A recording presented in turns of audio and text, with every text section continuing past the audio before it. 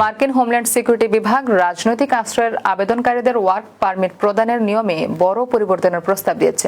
বর্তমানে যারা আশ্রয়ের প্রক্রিয়াধীন তারা মূল আবেদন নিষ্পত্তি না হওয়া পর্যন্ত যুক্তরাষ্ট্রে কাজ করতে পারেন।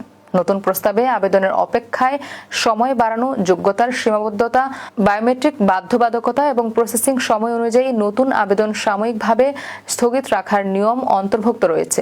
অপরাধমূলক রেকর্ডযুক্ত 1 বছরের মধ্যে আবেদন করতে ব্যর্থ বা সীমিত ব্যতিক্রম ছাড়া অবৈধভাবে দেশে প্রবেশকারীরা নতুন নিয়মে ওয়ার্ক পারমিট পেতে অযোগ্য হতে পারে।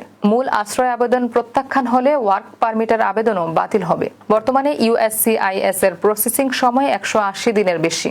DHS জানিয়েছে শুধুমাত্র এই নিয়ম কার্যকর হলে সংস্থা কয়েক বছর নতুন আবেদন নিতে পারবে না। তবে অন্যান্য প্রস্তাবিত পরিবর্তন একসাথে বাস্তবায়িত হলে প্রসেসিং সময় উল্লেখযোগ্যভাবে কমবে।